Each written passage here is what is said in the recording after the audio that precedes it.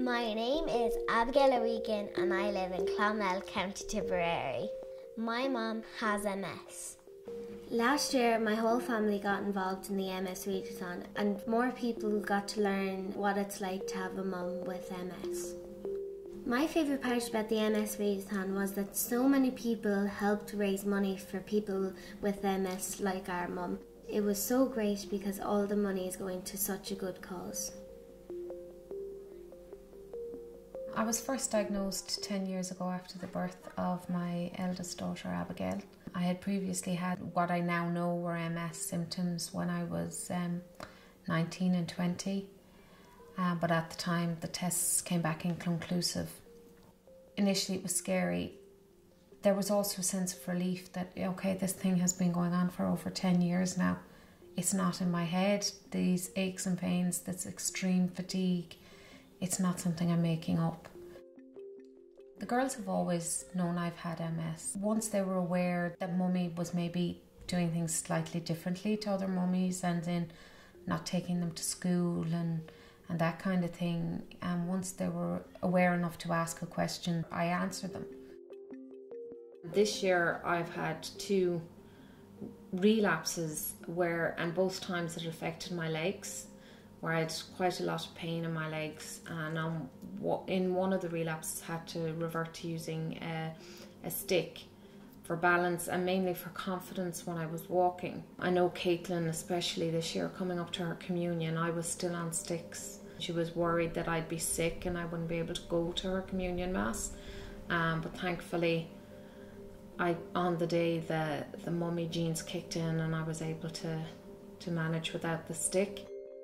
The relapse is when sometimes she's a bit sicker than she usually is. So this one time when we were at Tesco's, she lost sight in her right eye and she couldn't see in a couple of spaces, like a blind spot.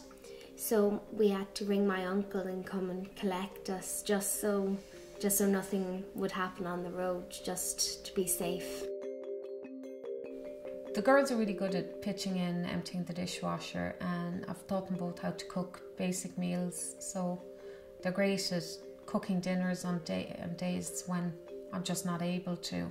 I'm lucky in that Jim works around me, so he generally gets the girls ready for school and all that, so I do rest in the mornings.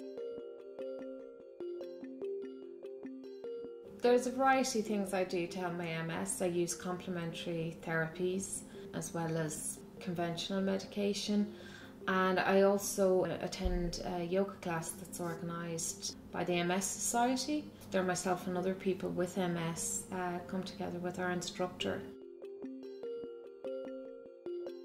It's important for kids to do the readathon. One is to read books, which is great fun, and another is that all the money that is raised goes to a good cause for people with MS like our mum.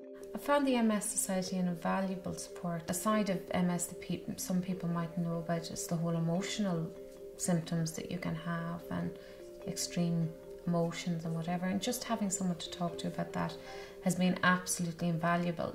Then with regard to the children, the books, the workbook that I've worked through with the girls, all those things, it's great, and the helpline, just being able to ring someone up if you have a question or just need someone to chat to.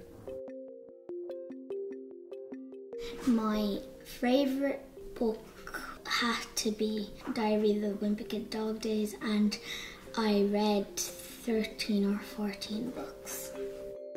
In the last MS READathon, my favourite book was Love and Dramarama by Sarah Webb, and I read 27 books. I think everybody should do the MS READathon because it's fun reading books. To find out more about the MS READathon, log on to www.msreadathon.ie.